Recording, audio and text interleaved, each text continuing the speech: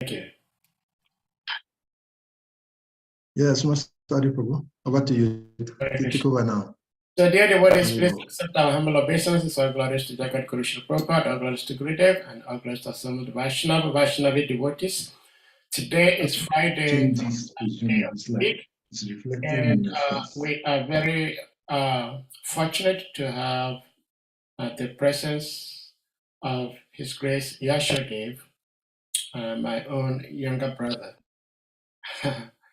who by the kind mercy of His Gurudev is able to nourish us all with Krishna Katha.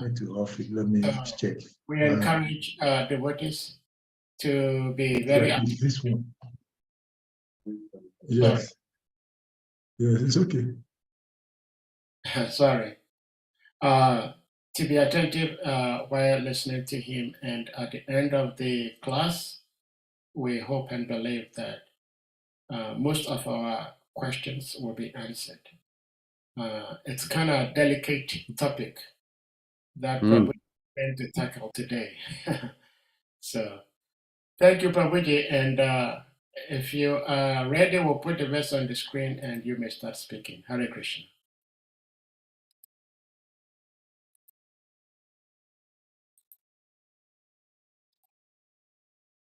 Hare Krishna. Hare Krishna.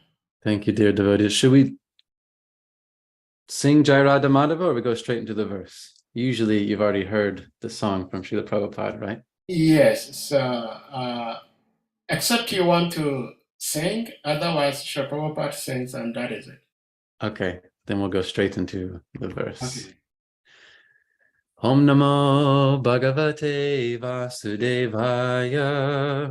Om Namo Bhagavate Vasudevaya. Om Namo Bhagavate Vasudevaya.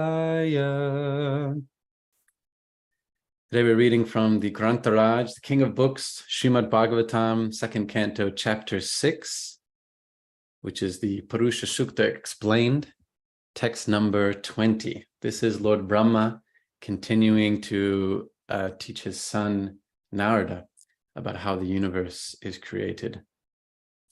So text number 20 says, Padastrayo bahishchasan aprajanam ya ashramaha antastrilokyastvaparo grihamedho brihadvrataha.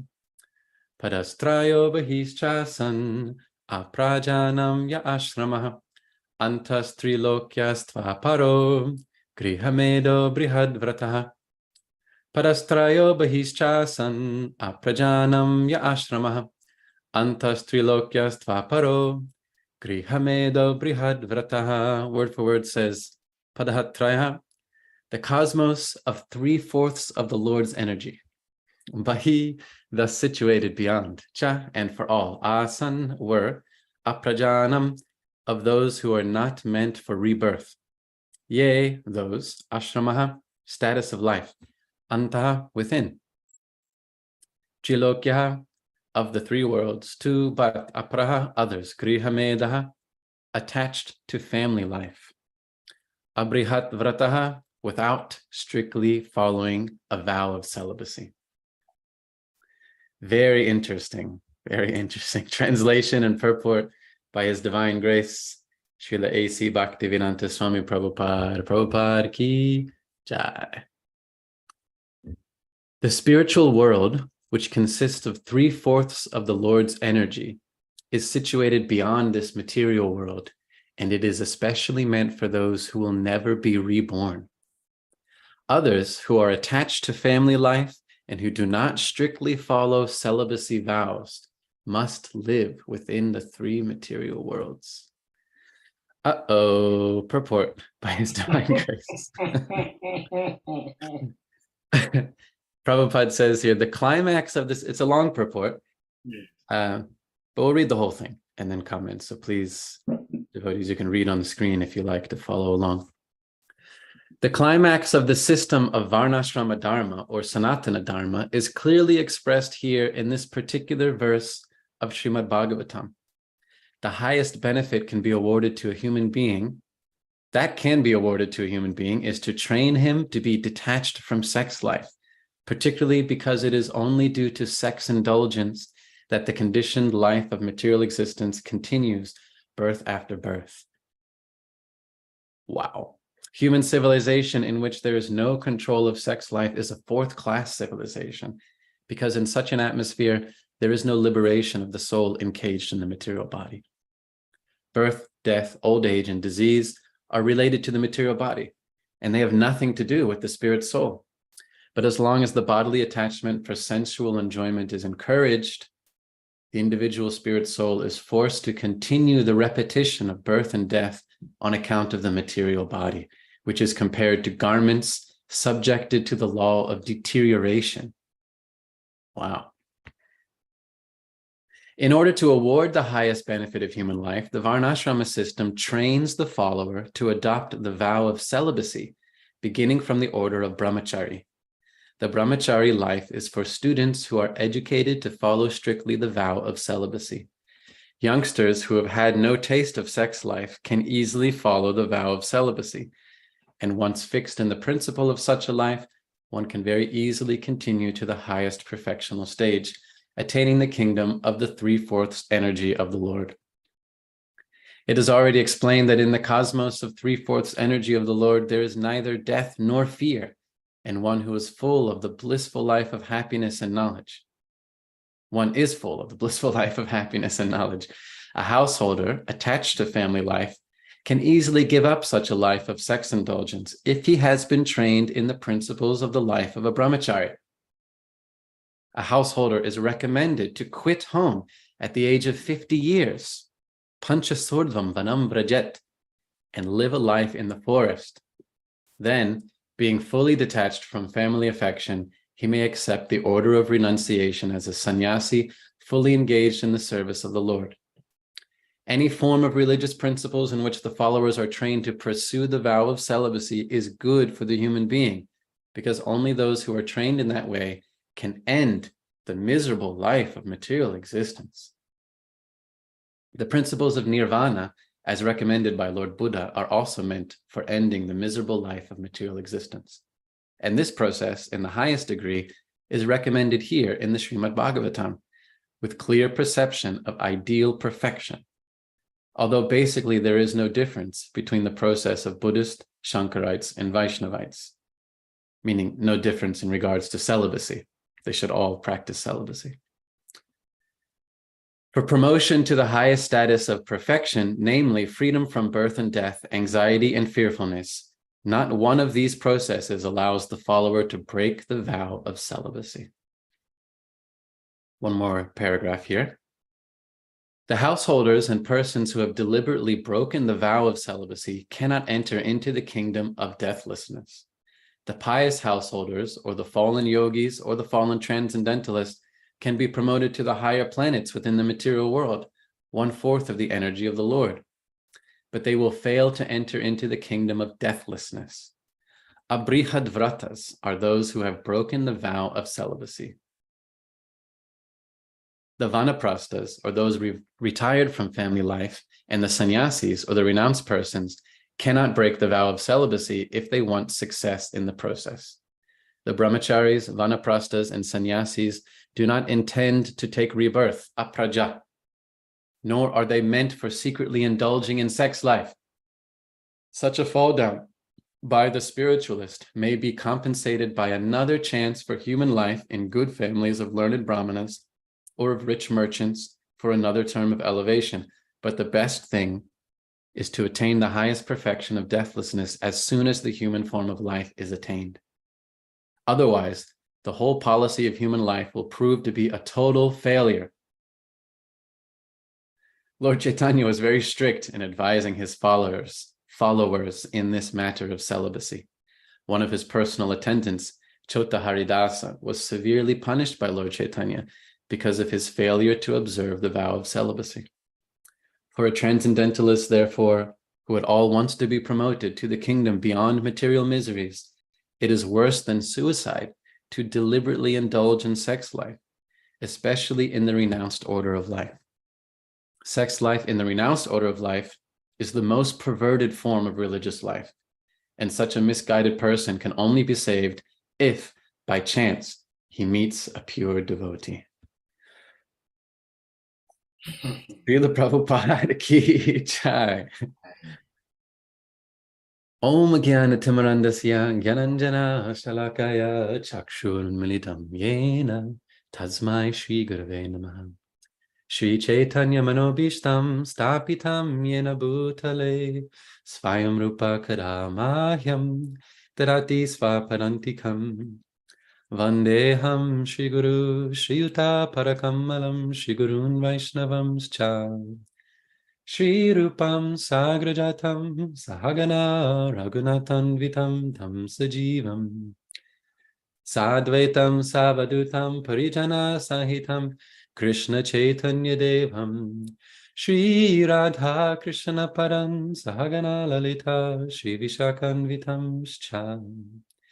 Hey Krishna Karuna Sindhu Dinabandhu Jagatpate Gopesha Gopika Kanta Radha Kanta Namostute Tapta Kanchana Gaurange Radhe Vrindavaneshwari Vrishabhanu Sutta Devi Pranamami Hari Priye Vanchakalpatarubhyascha Kripa Sindhubhya Evacha Patitanam Pavanebhyo Vaishnavebhyo Namo Namaha. Jaya Shri Krishna Chaitanya Prabhu Nityananda Shri Advaita Gadadhara Shivasari Gaura Bhakta Vrinda. Hare Krishna Krishna Krishna Hare Hare Hare Rama Rama Rama Hare Hare. Hare Krishna. It's a very strong purport from Srila Prabhupada, emphasizing the significance, the necessity of celibacy, controlling sexual desire, or at least controlling sexual activity. His Grace Shrutakirti Prabhu recalls a story of how he was with Prabhupada in India. Prabhupada had lectured, one of these Pandal tent programs to like 10,000 people.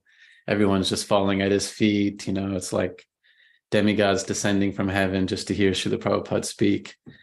And then Shrutakirti recalls how he walked Srila Prabhupada back to the room where he was staying. And Shrutakirti couldn't help but also, feel overwhelmed and say, Prabhupada, you're just so amazing. And all these people that come to hear you, and you're changing the whole world. And apparently Srila Prabhupada turned to him and he said, do you know why? Do you know why all these people listen to me? And Shrutakirti was a little stunned, and Prabhupada said, because I controlled my sex desire. That might have been a little bit of personal advice to Shrutakirti, but certainly it's relevant for all of us, that it's so important to finally control the sexual desire, because we've spent many lifetimes indulging, and maybe even in this lifetime. Spent many lifetimes indulging, and we cannot transcend the bodily concept of life while we still pursue sexual gratification for pleasure, whether legitimately or illegitimately. Although we will make a distinction between legitimate sexual activity and illegitimate, it is implied in the verse.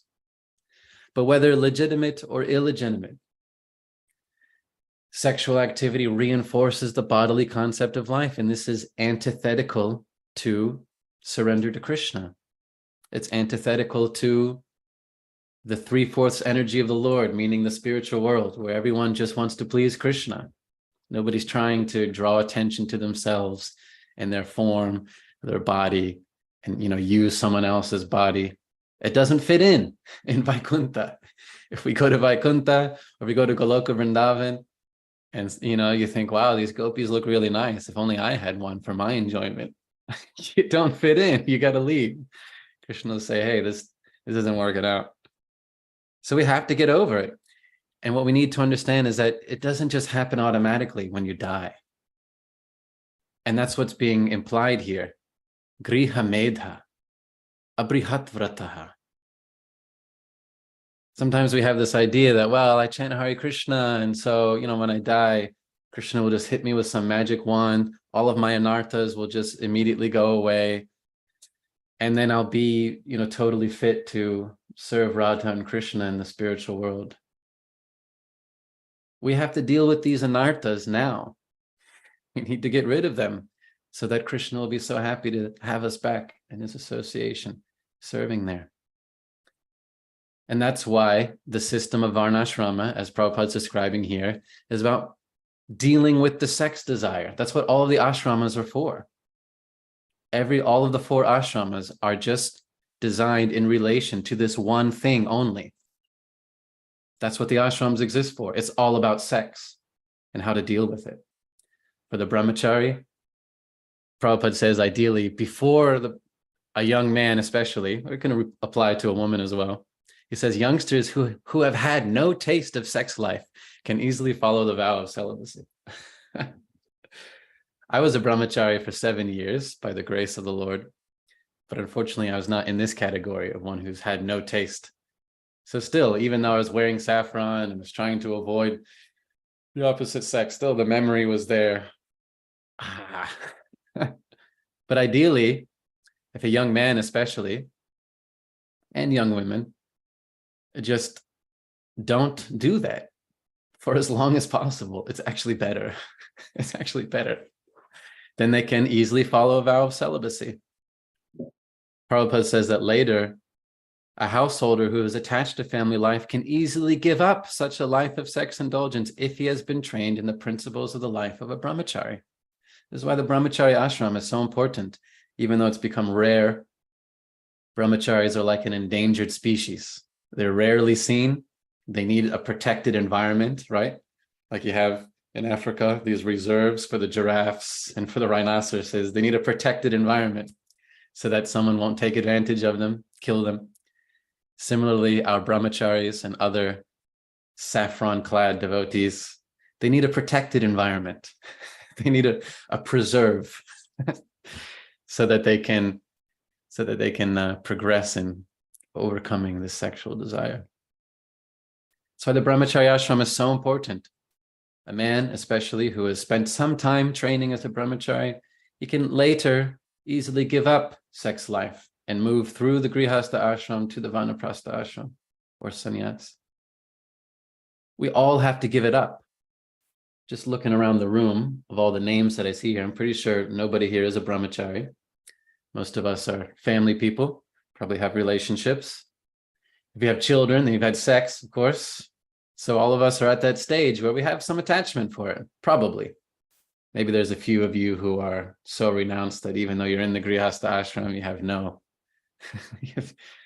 no physical attraction. That would be very interesting. But generally, we're all here because we still have some sex desire, and we're trying to deal with it in a legitimate, purifying way. But we've all got to progress. We have to progress through this stage to the stage of renunciation of sex desire. We must get there. We can't stay here, attached to wife and husband and everything that goes with it. And there's a lot that goes with it, right? Lord Kapila Dev says, Punksa striya, man and woman, maithuni bhavam, the attraction between man and woman, Punksa striya maithuni bhavam etam. This is what happens. Punksa striya maithuni bhavam etam. I can't remember the verse now. Ato griha kshetra sutapta vitaya janasya. What's the second line? Punksa striya. Oh, janasya moham.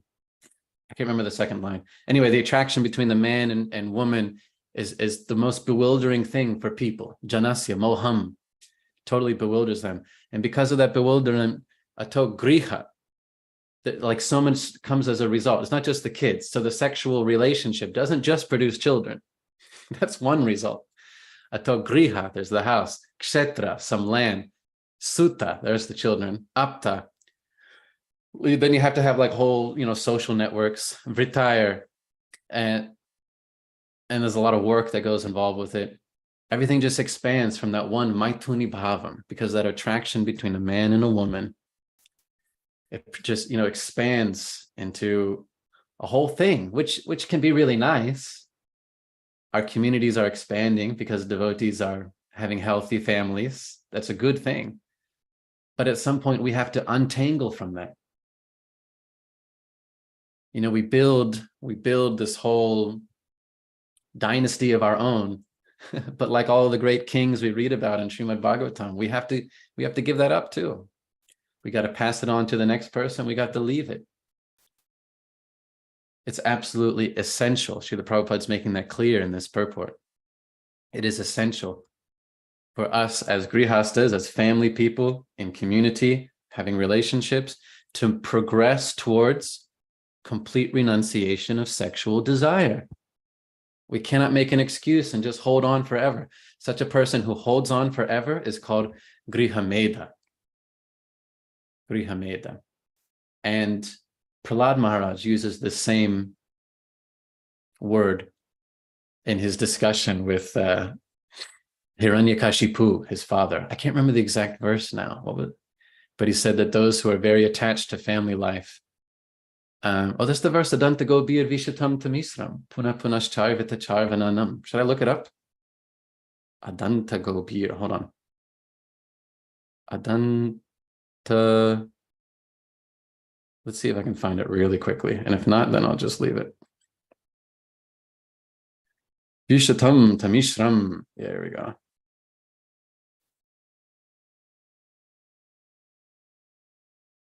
Matirna Krishne Paratasvatova Mito Bipadyete Griha Vratanam Adantago Bir Vishatam Tamisram Puna Punash Charvita Charvananam. This is what Prahlad Maharaj was saying to his father. People who have uncontrolled senses and who are addicted to materialistic life, they progress towards hellish conditions and repeatedly chew that which has already been chewed. Their inclination towards Krishna is never aroused, either by the instructions of others, by their own efforts, or by a combination of both. So herein he calls those who are attached to materialistic life, griha vratanam, like avowed to my material life. Griha means, of course, a home, but everything that goes with it. A person who is attached to it is griha meda. A person who is avowed to it, griha vratanam. For them, it's not auspicious. So we need to look in the mirror and ask ourselves, am I grihasta? I'm standing in the griha, but I'm moving forward?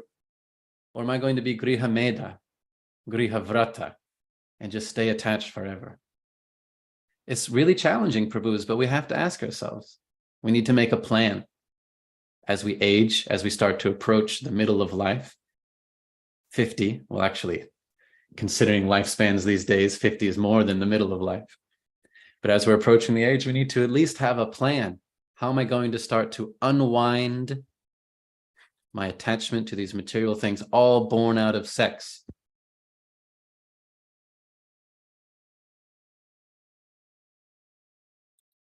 Then people can enter into the Vanaprastha ashram. And we see so many good examples of that.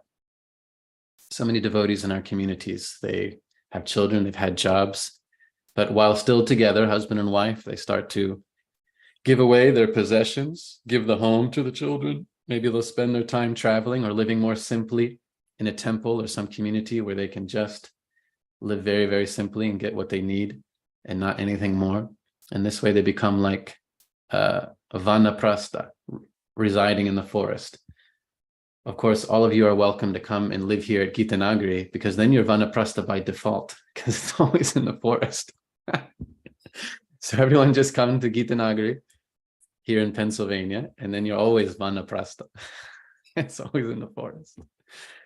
But we all have to progress towards this stage of life.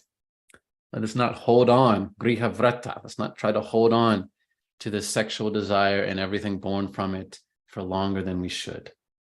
That's the difference between a devotee, a grihasta, and a materialist, a grihameda. The grihameda is just trying to hold on for as long as possible, even though time is going to rip everything away. Still, I got to hold on.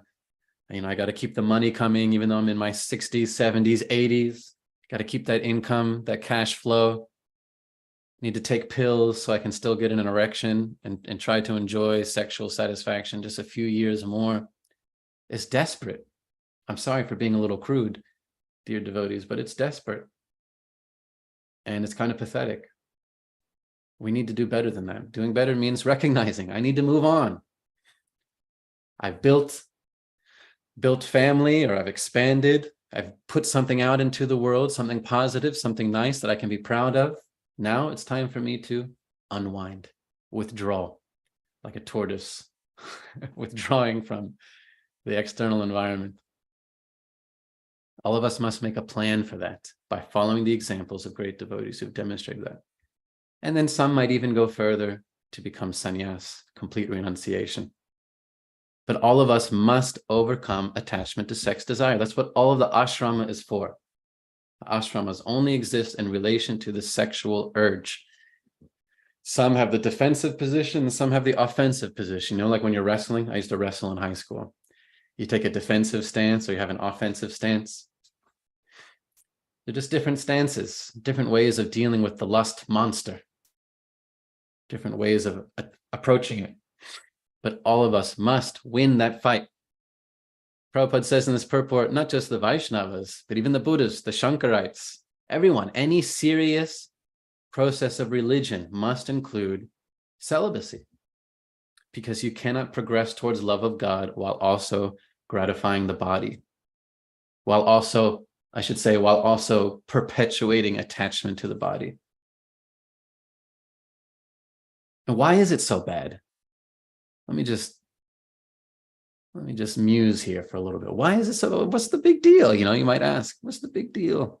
You have your body, you know, you get a little pleasure out of it sometimes, squeezing this organ and grabbing that person. And, you know, what's the big deal? As long as there's two consenting adults, what's the harm after all? Sometimes even devotees, we might ask ourselves this, what's the big deal? It's a little sex. The big deal is that we're lying to ourselves, we're lying to Krishna. You cannot be satisfied. You cannot be satisfied with any amount of material combination. We cannot be satisfied with the body. And so cruelly, we try to take someone else's body and use theirs, because my body isn't giving me the pleasure that I want. So let me use someone else's body. Try to use their body. And then even that becomes a source of pain for that other person. Those of you who don't know, hopefully haven't had personal experience, but you've probably heard thousands of times. There's so many examples of how even relationships where there's all sorts of action going on later becomes a source of great pain by the influence of Rajaguna. People kill each other over it. All the news about the pop stars. I know none of you read that sort of stuff, but if you ever scan the headlines, if there's anything about pop stars, it's always this one broke up with that one, and this one's running away from that one, and blah, blah, blah, blah, blah. I don't know if it's the same in Africa, but here in America, when you're at a grocery store and you're checking out, you know, you're buying your stuff, they have all those really trashy magazines at the front. They're really trashy because it's just the worst, lowest level gossip about celebrities doing this and who's having an affair with who and who's divorcing who, and it's just like, ugh. But this is the result. This is the result of making that the priority in life, and we all have to get over it. We've got to get over this sexual desire. We must move on from it. And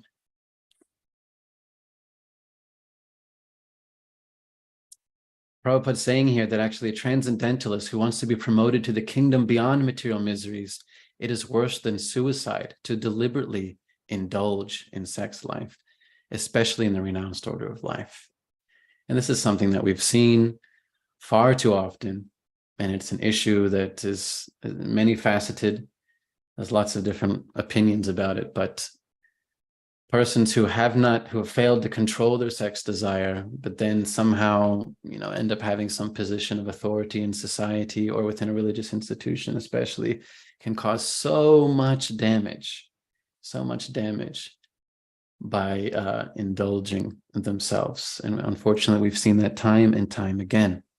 So you have to ask yourselves, how do we not end up like that? How can we do better to actually renounce sexual desire before the end of this lifetime?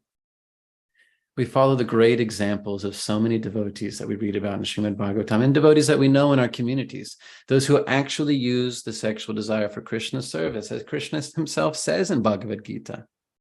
What is it? Kamasmi, but anyway, he says, kama asmi. He said, I am that sex desire, which is dharma viruddha bhuteshu, kamasmi bharatarshava. That, best of the Bharats, Arjuna, that kama, that sexual activity, which is dharma viruddha, which is guided by dharma. He says, that's not different from me. That's actually kama asmi. So many of us have experienced this for ourselves, that actually when you do it for Krishna, it's even more pleasurable. And that's how we renounce, dear devotees, because none of us here are like brahmacharis. Most of us are taking the offensive stance against sexual desire. We're trying to do it in a legitimate way and move on. And what we experience in Krishna consciousness is that when you do something for Krishna, it's even more pleasurable than trying to do it for yourself. So the whole point of the Grihastha ashram is that you can do it for Krishna, and you'll find that that's actually even better. In fact, that's the whole principle of Krishna consciousness. Whatever is the thing that you want to do, make it an offering to Krishna. Yat karoshi rasnasi, yat chahosi dadasiya. And then we find that it's actually more pleasurable to do it for Krishna. And then eventually we're no longer interested in that action itself, but just in pleasing Krishna. This is what Grihastha ashram is for. We have all sorts of desires, sex being one of the main ones. But we make a habit, we make a lifestyle, a culture of fulfilling that desire by offering it to Krishna, so that gradually we become more attached to Krishna than we do to the action and whatever gratification we get from it. That's the higher taste, right? The higher taste. And then we can actually renounce it. Then we can, when we get a little older in age, 50, 60 or so, we can look back and say, you know what? I've done it. I've tasted all the flavors of material existence. I've had what, sex I thought that I wanted or needed. I did some. I did it as an offering to Krishna. And now I can be done. Now I can just be done. An intelligent person in their old age can look back and say, now I'm done. I've done it. It didn't give me all the pleasure that I wanted, and I've learned that it's just not going to. So now let me give it up. The Grihastha ashram can put us in a very good position to finally be done with attachment to material existence. In fact, some would say that's the whole point of the Grihastha ashram. The whole point of the Grihastha ashram is to spend 20, 30, 40 years realizing that you don't need to be in the Grihastha ashram. I don't need to be attached to material things anymore. I don't need to be attached to the opposite sex. I don't need to be attached to gratifying my body and my senses. I don't need to be attached to worldly luxuries or comforts. I don't need to be attached to possessing things and enjoying on a subtle level, being a possessor of many things. We spend 20, 30, 40 years to finally learn that lesson. I don't need it. And it doesn't mean that we look upon it with disdain, look at your wife or husband as some sort of enemy or your children as some sort of burden. It just means now I've learned, I've enjoyed, I've offered it to Krishna, and now I don't need it. And that's okay. That's what all of us are meant to do. As we approach 50, 60 years of age, we need to at least start making that plan. Because time is going to take everything away anyway. Krishna's time energy is there. And as we're approaching 60, 70, 80 years old, Krishna's time energy is just plucking up all of your possessions, going like this and going like that. He's got his hands wrapped around everything that you think is yours, just ready to take it away. So you might as well just give it to Krishna willingly. It's like I do with my children. My kids are 5 and 2 years old. So they're at that age where as soon as one of them has a piece of plastic in their hand, the other one has to have it, right? Kids, they do this. Those of you who have siblings or have children who are siblings, then you know what I'm talking about. As soon as there's 1,000 pieces of plastic, but as soon as one of them picks up this one thing, I have to have it. So I always try to teach them. I try to tell them, you have so many toys. You're going to be brother and sister forever. You might as well give willingly rather than me having to come as the father and taking it away from you because you're all crying and screaming, better you just give it willingly, because if you fight and cry and scream, I'll just come and take it. So then they learn, better to share. Similarly, in the Grihastha ashram, we're supposed to learn, better I just give it all to Krishna now. Give up the sex desire and everything that comes with it. Ato grihaksatra sutapta vitaya, janasya mohoyam aham mameti.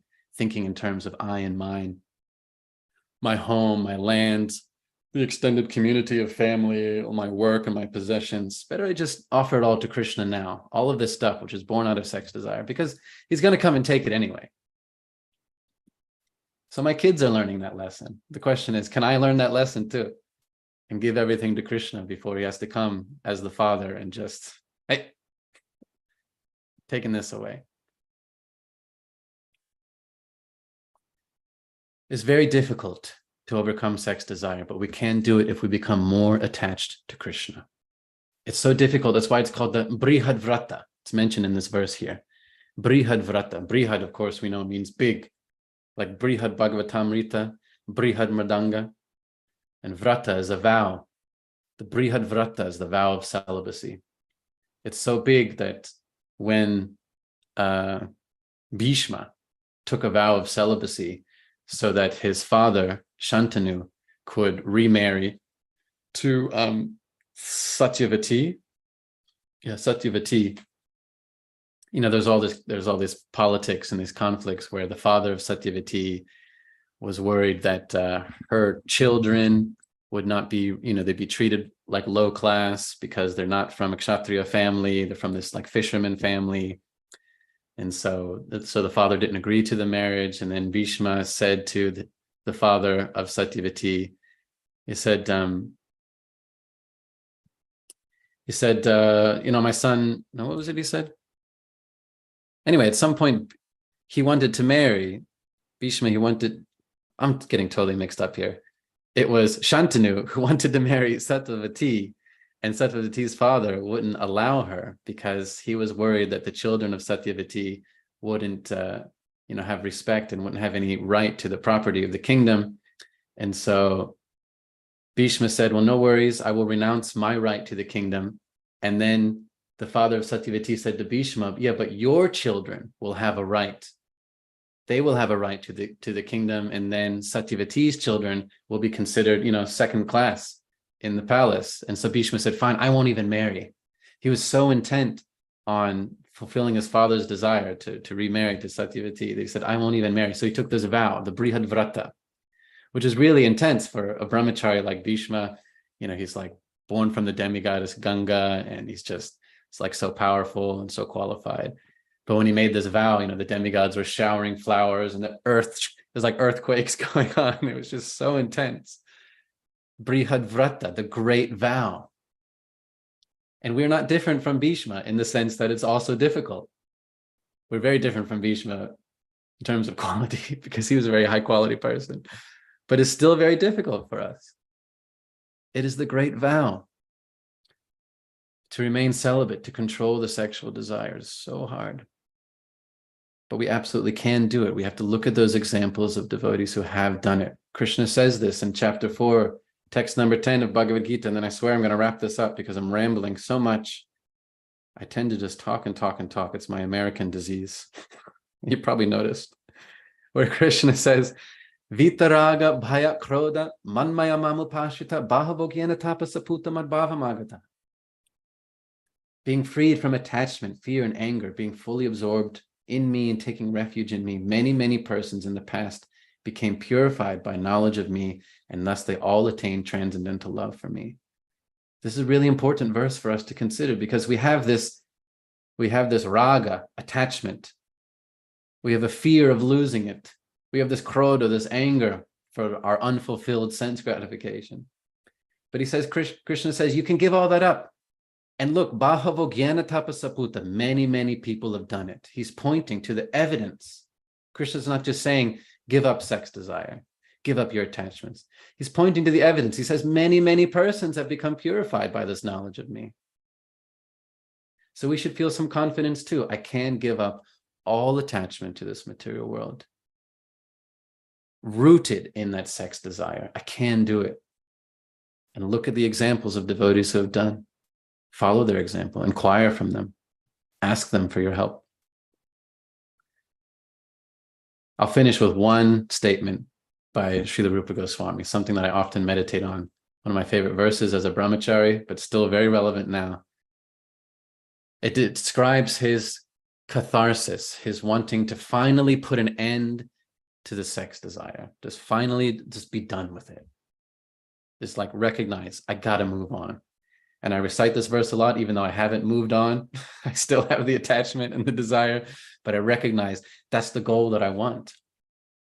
I'm not going to justify some other goal. I want what Rupa Goswami is describing right here. He says, and I don't really know where you'd find it, so we can't really put it on the screen, so I'll just recite it. It's a long verse, but he says, Kamadinam katina katita palita durni deshas, tesham jatamayina karuna natrapa no pashanti. Utsrijaitamata yadupate sampratam labdabudis tvam ayata sharanam abhayam mam neyungshvat dasye. He's praying to Yadupati, the Lord of the Yadu dynasty, Krishna. He says, for so long, I have served my master in the form of lust. Kamadi. Adi means etc. So there's lust, there's anger, there's envy, greed, madness, and illusion. But in the Sanskrit literature, in the poetry, the tradition is to put the biggest thing of a category first, and then say Adi, etc. So Kama Adi means headed by lust. There's all these different issues, but the biggest one is this lust.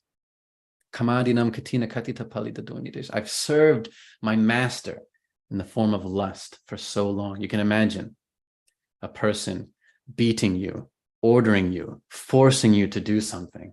It's so miserable. But we've been forced, beaten, and ordered by lusty desire for so long. Chase after that woman. Get more of this stuff. Make yourself known. Conquer over others. It's like we're being forced to do it. Beating us. You have to get it more, more, more. Do it now. For so long. Rupa Goswami is saying, I've served this master. And even though I've served so faithfully, he hasn't given me anything in return. Imagine working so hard, being beaten without any compensation, no pay. He says, I have to just recognize I have not gotten compensation for all of my service to lusty desire. That just hasn't been sufficient compensation. He says, now my intelligence is reawakened. And this is the important part. He said this master in the form of lust has not karuna, no compassion to me. There's no love for me, even though it forces me to do so many things without compensation. Utsrijaitam ata yadupate sampratam labdha buddhis. But now, my dear Lord, master of the Yadu dynasty, Krishna, now my intelligence is awakening. I'm taking shelter at your lotus feet, and I'm begging you, please engage me in service to your lotus feet, and therefore protect me.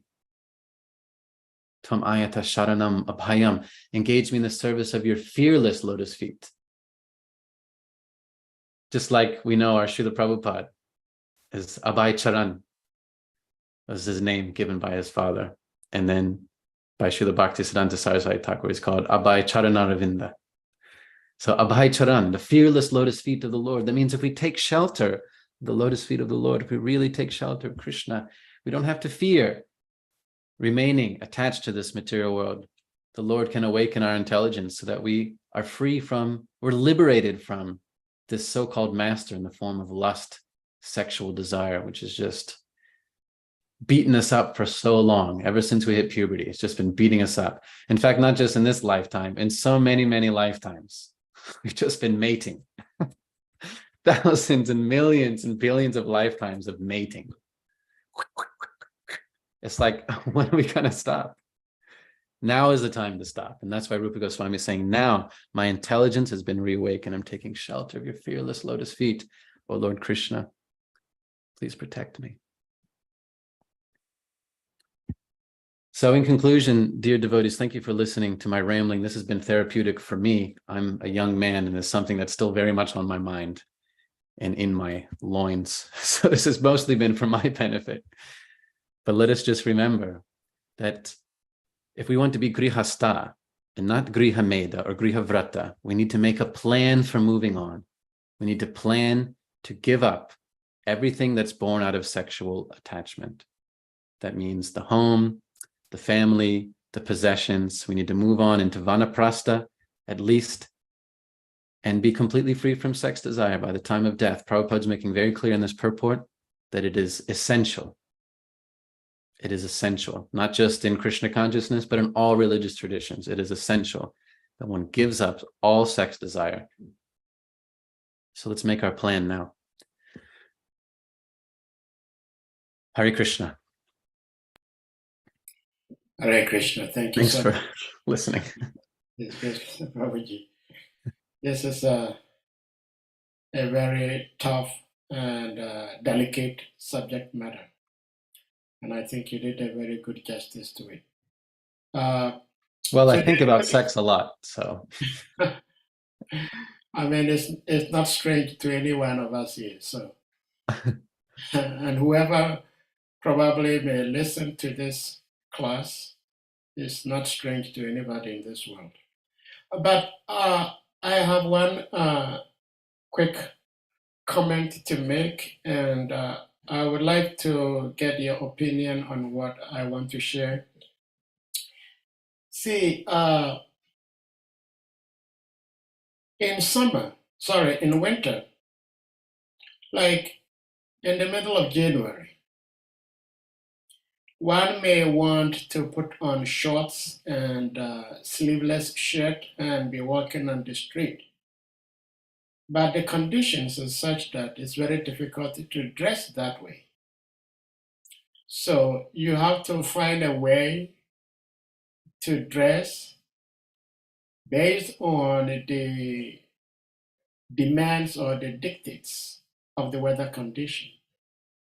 And so in this age of Kali, I believe that it's very difficult to follow brahmacharya principles very strictly. And if I may share what Srila Prabhupada says in Bhagavad Gita,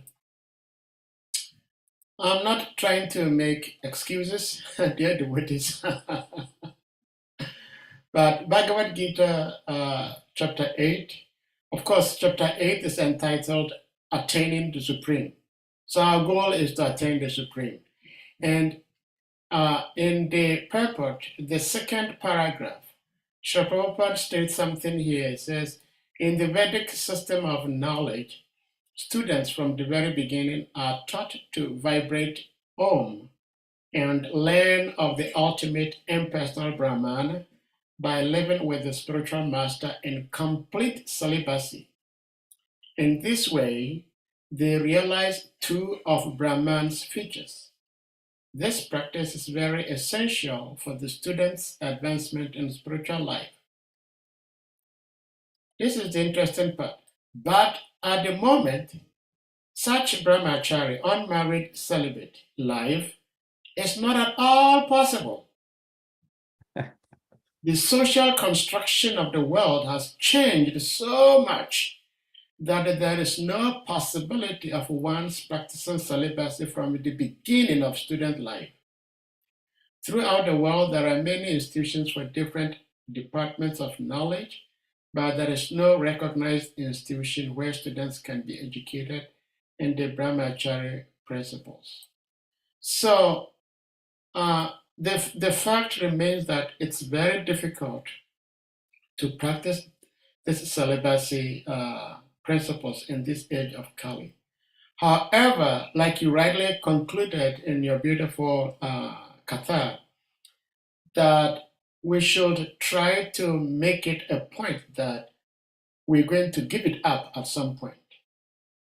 We cannot rush it, but it should be our goal that, yes, I am in this ashram, but eventually I have to progress to that other stage where I have nothing to do with sexual relationship. So, like you rightly said, that you're not trying to be too blunt or whatever, but the fact remains that we have to make the conscious effort that we have to give this up. Prabhuji, what do you have to share in this observation or understanding I have? In regards to that purport where Srila Prabhupada says it's not at all possible, Yeah. I would say, Prabhupada also said, a blind uncle is better than no uncle, right? Yeah. I still think that the practice of brahmachari, having brahmachari ashrams, having men and women trying to apply that lifestyle for as long as they can, I still think it's very beneficial, even if we cannot do it perfectly like the brahmacharis of old, who never even see a woman, who've never, who've never used their sexual organs. Still, we can benefit from it. And that's been my personal experience. I was very fortunate to be in a very good brahmachari ashram. And there's no doubt that I've benefited so much from it. I'm not free from sexual desire, but certainly made very clear that I can control my senses and that I can be prepared for the inevitable stage of being free from material attachment. So I think it still should be done. It should still be encouraged and practiced as much as possible. For young people especially. Another thing to consider that, of course, in that purport, Prabhupada's referring to the impersonalists, the Brahmins, those who are trying to attain Brahman. And for them, celibacy is absolutely essential. Of course, they have to completely get over, identifying with the body or really identifying with the self at all, as Krishna describes in the 12th chapter of Bhagavad Gita. It's very difficult. Kleshadika taras tesham. Ajata Shatrava, I can remember. They have to really get over the body and even trying to understand anything in relation to the body. It's quite an extreme practice of yoga, but that's what the impersonalists do. Of course, we are devotees of Krishna. And so we shouldn't make celibacy our ultimate goal. Our ultimate goal is Krishna, Krishna Bhakti, Krishna Prema. And in fact, in Goloka Vrindavan, there are no celibates. There are no renunciates in Goloka Vrindavan. As far as I know, even Durvasa Muni, at least in his Gokul Vrindavan Leela, Durvasa Muni lives on the other side of Jamuna. He's not in Vrindavan. So there are no celibates, except for one time when Krishna and Madhumangal, they dress up as brahmacharis, and then they run into Jatila and Kutila and young Radharani, who they're on their way to do some sacrifice, and Krishna and Madhumangala are pretending to be brahmacharis, and they offer to do the fire sacrifice for them. And that's when Madhumangala secretly marries Radharani to Krishna. But they were just pretending. So there's no celibates in Goloka Vrindavan. There's no renunciates. They're all family people. And so if we make celibacy like our obsession, and I've seen lots of young men who are like that in the ashram, it's like that's the goal, then also you won't fit in Goloka Vrindavan. Because there, everyone's engaging in loving exchanges with Krishna in the center. So what Prabhupada's saying in this purport is that it's absolutely essential for us to overcome sexual attachment if we're going to go to the spiritual world, the three-fourths energy of the Lord. But we should not be so obsessed with celibacy that we compromise our ability to love and serve Krishna in Goloka Vrindavan. So as is the case in so many things, there's a lot of different ways to do it. We got to just find examples of great devotees and follow their example, especially as grihastas. In other ashrams, it's very clear what we're supposed to do. When I was a brahmachari, it's very clear. It's whatever Gurudev says. Done. When you're a grihasta, there's just so many other things you have to factor in. Each child is different. Your jobs are different. The workplaces are different. The communities are different. So we need to find a great example of a devotee who's progressing through grihasta, becoming renounced, and yet still full of love of Krishna, not obsessed with celibacy, attachment, or aversion. We need to find that great example. And that's why Srila Prabhupada ended this purport with the best advice in the whole world. He said, even such a misguided person can only be saved if by chance he meets a pure devotee. So if we're trying to figure out logically ourselves, how do we do this? It can be hard, but if we have an example of a devotee around us who's doing it, that makes everything so easy. We should try to follow their example. Yeah. And anyway, I don't know if that's relevant, but I still think that despite Prabhupada saying that it's impossible for this age, I still think it's beneficial for devotees to practice brahmacharya for as long as they can while they're young. For most of us, it's kind of too late now, but I think others should still be encouraged to do it. It was very good for me. Yeah, you're right. I mean, that is one of the reasons why Catholicism will really thrive in this material world, because even though some of the Reverend Fathers may not follow strictly, but the mere fact that they have that principle of celibacy is very encouraging. And in fact, it's been said that 50% of one's likelihood of going back to the kingdom of God in this lifetime is already guaranteed if one is a celibate. 50%, that is a very big chunk of percentage. A lot. Yes, and also it is said that those who strictly follow the vows of celibacy at the end of their lives are promoted to Brahmaloka. So that was mentioned in this purport here. Prabhupada said that, they go up to the higher planets. Yeah.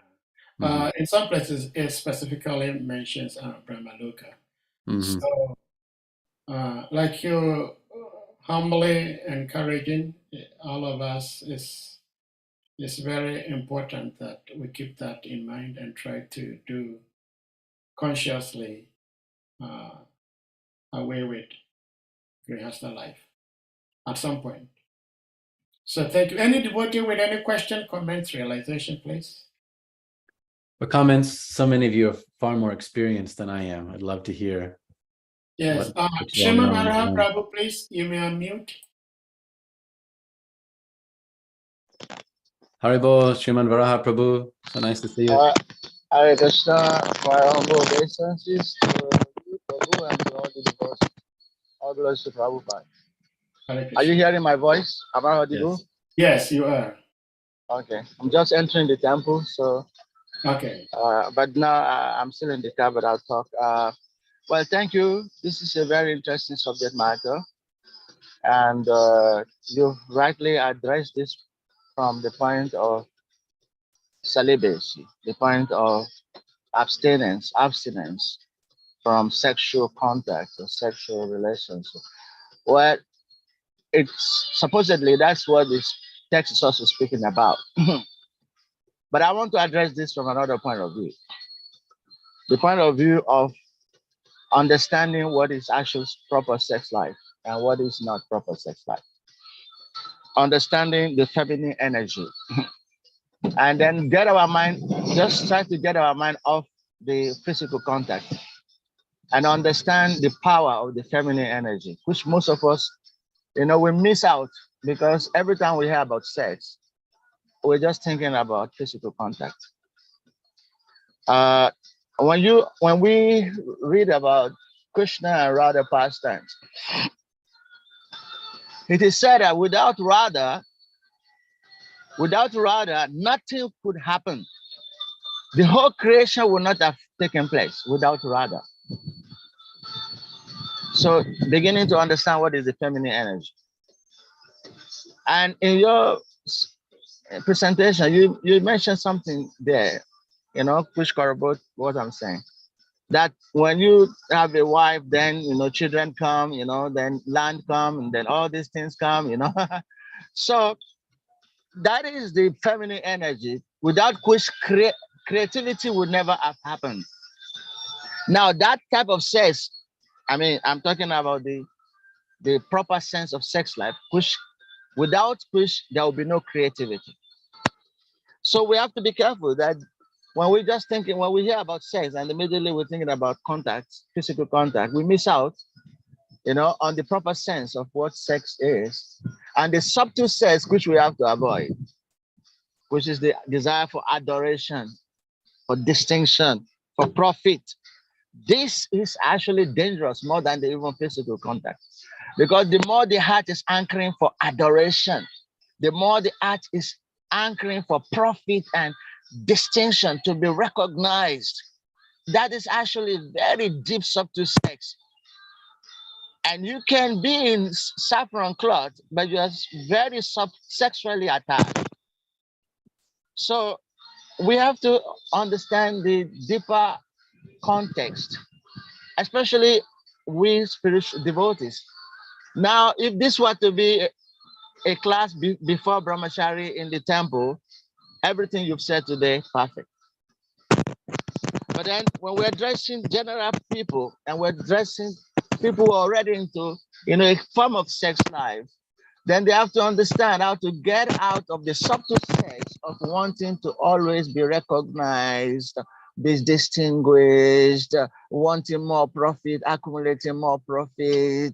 This is actually the disease. But then the other sense of sex life, which is very good, that is understanding the power of the feminine energy, which must make us to be very appreciative of the mothers, of the divine feminine energy. They rule the world. They rule everything, even the spiritual world. The Lightning Shakti rules there. So if we are not appreciative of that energy, and we think we can run away from it, we are actually not understanding spiritual life yet, because it is all based on that. That proper sense, a proper sex mentality, that is understanding the feminine energy, how it comes into play, and without which there could be no creativity. Without it, there can be no creativity. The scripture says it, the materialist says it. The materialist says behind every successful man, there is a woman. The scripture says without Radha, nothing can happen, because only through Radha's energy, the whole creation takes place. So anyway, this is a very sweet subject. It is not a subject that should make us feeling guilty, feeling morose, whether, I'm making it or not. This is a very sweet, dynamic, sweet subject. Understanding feminine power, and not to misuse it, not to abuse it, and to always respect it. Then the more we are in tune with that energy, the more we become creative, and we fall in harmony and love with everything around us, because we never cease to want to give that love and respect to that feminine energy, which rules the creation and which gives the creative power. So this is just my small contribution. I don't know how you see that. Hare Krishna. Thank you so much, Prabhu. I really appreciate your perspective. Yes. We shouldn't just be like frustrated or repulsed, angry at women. So many times men who are trying to be celibate, that's what they do, become misogynistic, blame the women for everything. But as you're saying, we need to appreciate the feminine energy, respect it so much that I just leave it up to Krishna. She's for Krishna to enjoy, not for me. I think that's much nicer, higher perspective. So thank you for reminding us. Yeah. Hare Krishna. That was beautiful. Thank you so much. And if I may share something for all of us, don't think I'm smart. Google is here to help all of us. But there is a very beautiful statement made by Prabhupada in one of his lustrous purports from the teachings of Lord Chaitanya. I think it's chapter 23. And teachings of Lord Chaitanya, chapter 23. It says, Srila Vishwanath Chakravarti Thakur specifically deals with original and pure sex psychology, which is the Adiras, which is devoid of all mundane inebriety. The entire material world turns due to the basic principle of sex life, which YASODEVA beautifully acknowledged in his presentation.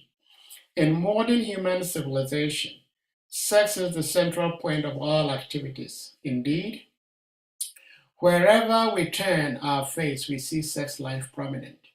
Consequently, sex life is not unreal. Its true reality is experienced in the spiritual world, which is very interesting. Material sex is but a perverted reflection of the original. And this was also mentioned, I think, sometime last week when we were having our discourse, and this issue of sex life came up, and I said something I don't remember exactly what I said, but I remember what His Grace Srimad Bharacharya Prabhu said. And he said exactly what is stated here, that sex or the original sex life is in the spiritual world. But what we see here is a perverted reflection of the original. The original is found in the absolute truth. This validates the fact that the absolute truth is personal. For the absolute truth cannot be impersonal and have a sense of pure sex. So we do not have to demonize sex life, like Yasodeva Prabhu said, which has been highlighted by His Grace Srimad Bharacharya Prabhu. But at the same time, because we are in this mundane world, and most of us are unable to tap into the absolute sense of sex life, we are in this material understanding of sex life that we should all try to get out of at some point. Hare Krishna. Hare Bol. Hare So Chakra many- Prabhu. Jai Srila Prabhupada, so many interesting quotes from Srila Prabhupada. Yeah. There's a lot to think about. Yeah. Hare Chakra Prabhu, please you may unmute. Haribol, dear Hari Chakra Prabhu. Nice to see you. Yeah, Hare Krishna. Yesterday, woo. Thank you for your class. Thanks for being here. In a minute, you almost make me start thinking that maybe I should run away from home and just go find some place to hide my head. Soon. All right. Yeah. Actually, the question I'm about to ask, I think it was partially answered by Bharata Prabhu's contribution, and what they also just read. They actually contributed to that. They gave me some understanding about my question. So my question was that one time one devotee, our God brother, approached our Guru Maharaj that he wants to abstain from sex. So because of that, he's going to castrate himself. So in this way, we will have nothing to do with sex. And Guru Maharaj told him that you are stupid. You think sex is the physical act. Sex is in the head. It's in your mind. So castrating yourself will not, prevent you from sex life. So the idea is, Bhaktivinoda Thakur also explains that if he can give birth to thousands and millions of children and make them Krishna conscious, then he will devote himself and whole time making children. Right? In other words, we always talk about trying to have devotee association, trying to have sadhu sangha. So does that mean that if we are able to somehow or the other beg the mercy of Guru and Krishna, that we make children and we are, by their mercy, we are able to make our children devotees? Being attached to our children in that sense, doesn't it support the idea of trying to have enough devotee association to keep us in line? So all this philosophy that we speak so much about, be detached from your family, be detached from this, be detached from that. Then I need some explanation to it, because this makes me think that, then after all, why do I waste time? Why do I have to waste time to beg Guru and Krishna to help me bring my children up in Krishna consciousness? Because if by bringing them up in Krishna consciousness, if it doesn't even help me for my sadhu sangha, then what is the point? So can you throw a little bit light on this? I can't throw so much light because my children are still very young. But I think even if the kids, it's very easy when they're young, you kind of just decide everything for them. But of course, as they become older, they have their own desire, and it might not be as Krishna conscious as you hope. But I think even still, it's so beneficial for us to raise our children. We learn to love and to care and to serve others. And that's what we're supposed to do in the spiritual world with Krishna. So I think parents always benefit if they try their best to be parents, even if the children don't become, like little Prahlads. Still there's so much benefit going around. And I think that we should try to do that with as much love and care as possible. But, you know, if I can just add one thing, being detached from family life doesn't mean that we don't love our family. You know, Queen Kunti prays to Krishna, please help sever my attachment for, you know, Pandu's children and the Vrishnis. She said, please help sever my attachment. And Prabhupada comments in that purport that detachment doesn't mean that there's an absence of affection or love. Detachment means you have to let them do their own thing. So as we get older in life, being detached from family doesn't mean that I should just leave out of anger or bitterness or resentment. But now it's time to let them do their thing. That's how Queen Kunti prayed to Krishna, that she would help him in that way. So I think we need to keep that healthy perspective as well. We do have to leave our family at the time of death, at least. And we can become detached and allow them to live their life earlier. And that's what Vanaprastha is about. Doesn't mean that the Vanaprastha no longer cares for their children, but it means now they're doing their life. And I still love them, but I have to be detached and let them do what they're going to do.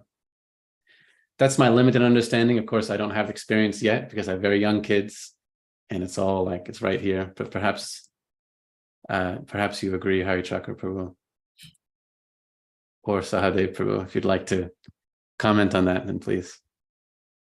Well, Hare Krishna, thank you so much.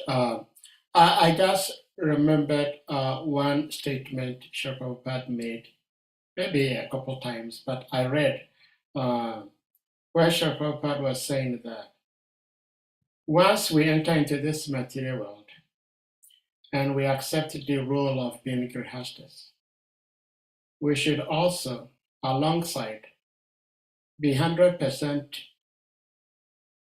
sure that we are ready to go through all the hustles and bustling of being a grihasta. And Srila Prabhupada gives an example of the Supreme Lord himself, Lord Shri Krishna, appearing as Lord Ramachandra. And Srila Prabhupada says that Lord Ramachandra went through so many tribulations. And all the causes of his tribulations was because he was a married man. He was a householder. So Sri Ram did not say that, oh, I'm going through all these problems because I'm a grihasta, so I'm going to renounce. He still stayed as a grihasta and disciplined himself. Like one Swamiji used to say, that he was the king when Sita was captured. He could have forgotten about her and taken on somebody else, but he didn't.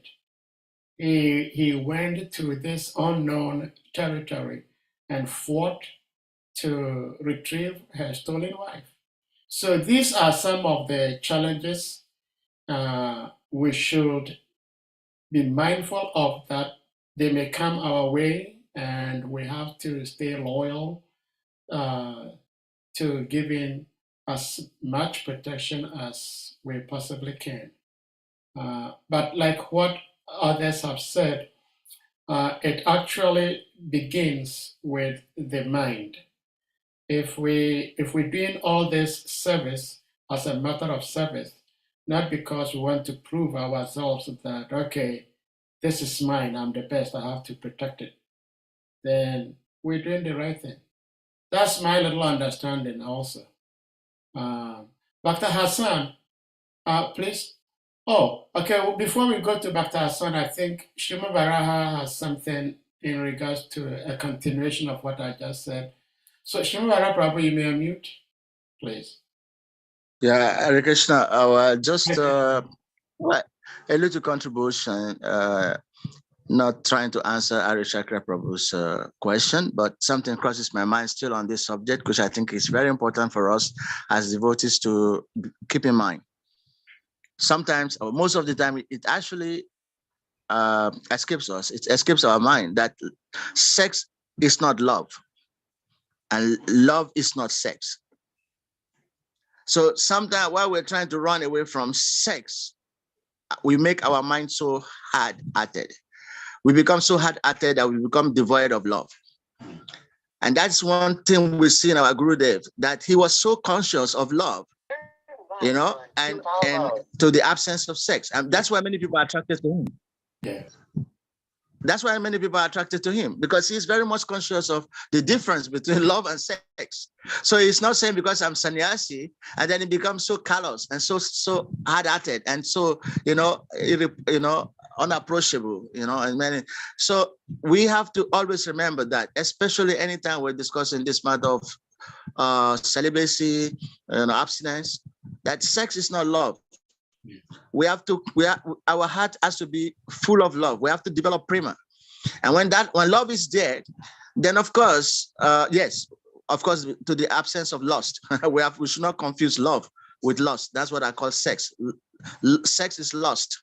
But love, true love, that we must strive hard to develop. And because many people confuse the two together, they think that if you're loving, smiling, attractive, and, accommodating, and the sense of the feminine energy, they think, oh, maybe it's in Maya, maybe. No. In fact, if you are not loving, you cannot get closer to Krishna, and you cannot represent Krishna. So we should not confuse love and sex. We have to develop the loving energy, which rather represents, So I just feel that I need to mention this, because many times people think that, love means sex. Sex means love. They are different. Thank you. Thank you. Thank you so much, Prabhuji. Thank you so much. Yashodeva, do you want to make a comment before we go? No, so many devotees have their hands up. Okay. It's obviously a juicy topic. Dr. Hassan, please, you may unmute, please. Hare Krishna. Hare Krishna. I agree. Please accept my humble respect of essences. All glory to Gurudeva, Krishna Prabhupada, and all glory to the Assembled devotees. Yeah. My question is a bit kind of complicated, but I want to ask.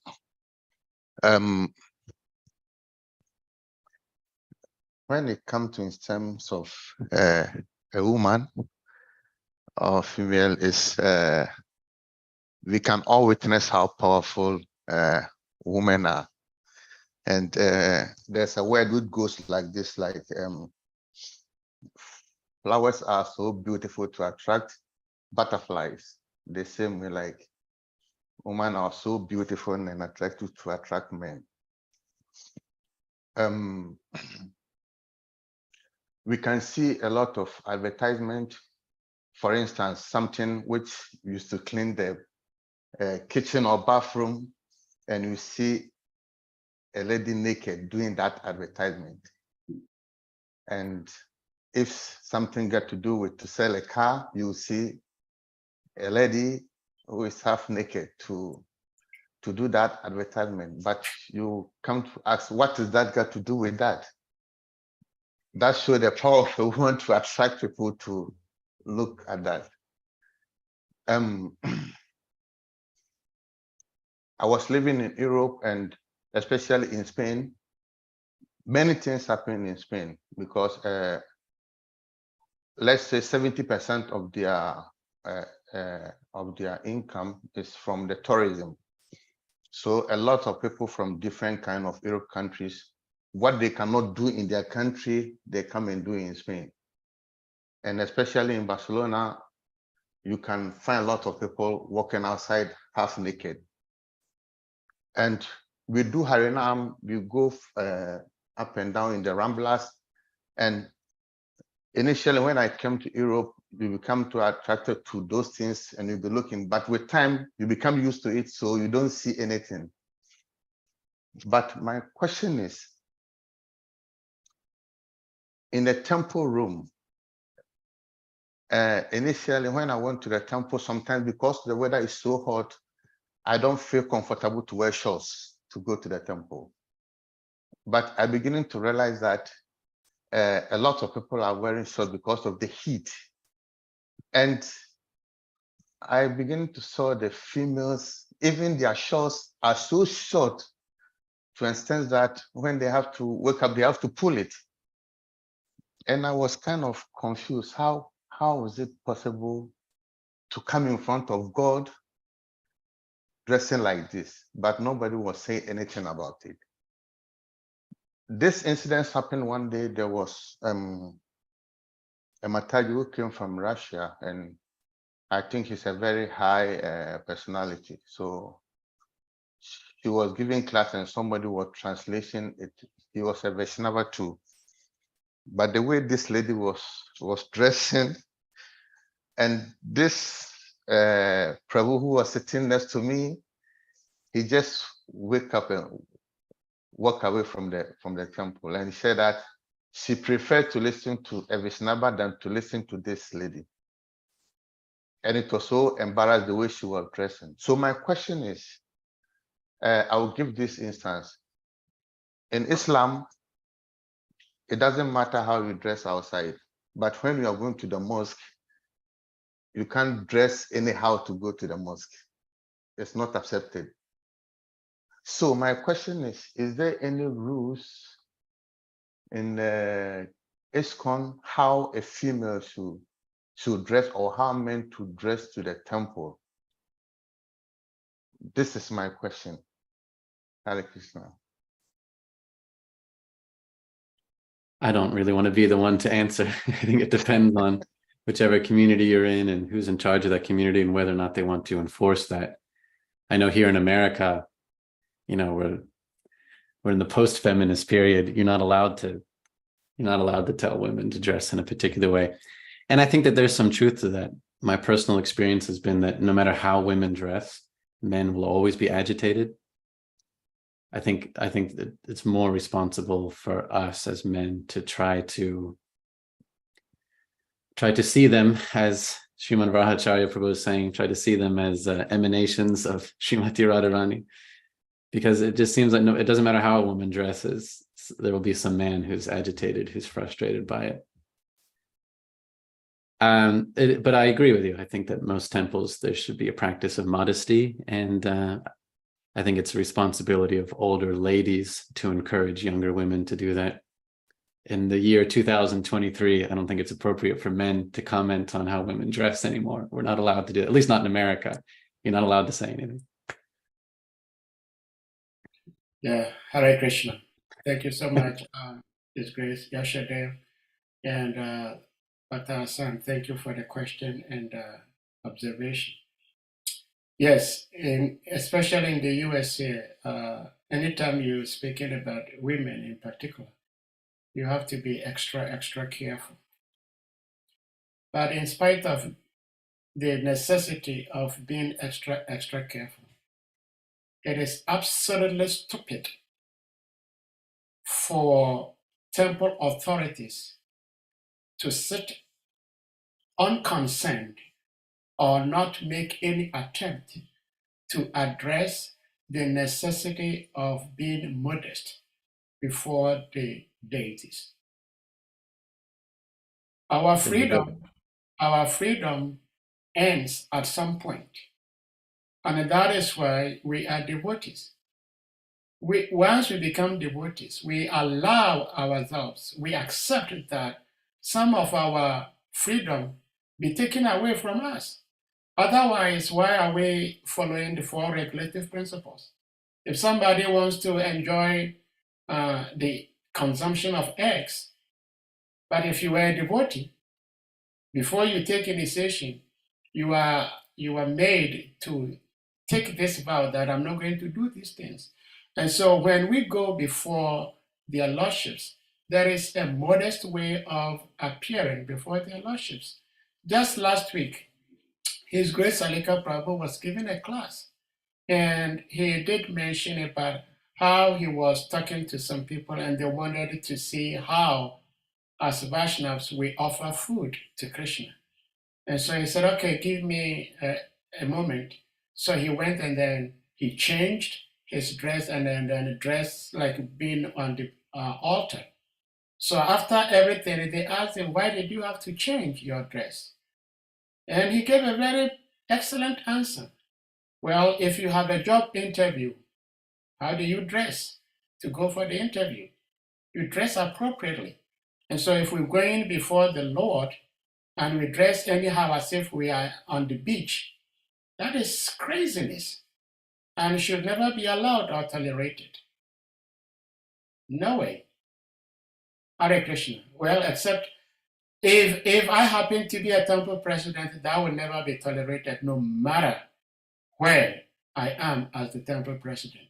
It could be next to the White House. It could be in the White House. No. Hare Krishna. I mean this. I'll tell you the word is. So, Dr. Hassan, what you were saying was very, very inappropriate. And the leaders should have said something, not like killing somebody. Maybe the person does not know, but let the person know what our expectations are and let them do it. Any observation? Yeah, thank you so much. Before we bring this class to a close?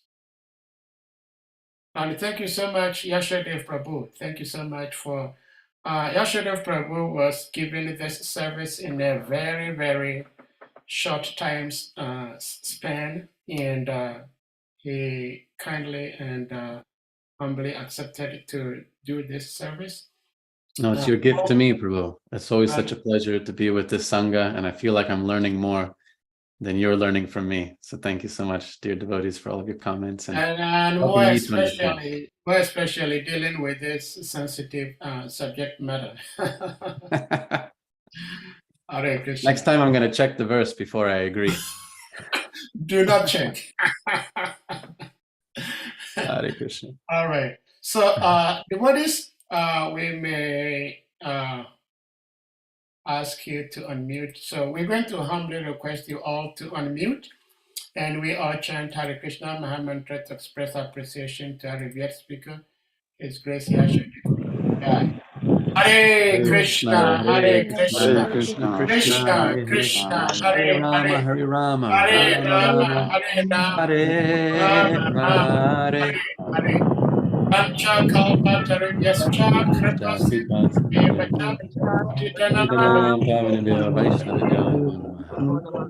All His Grace Yasodeva Prabhu ki jai. So today is Friday, the end of the week. We pray to their lordships and the Parampara to help, guide, and protect each and every devotee through the weekend and bring us together next week, Monday. Hare Krishna.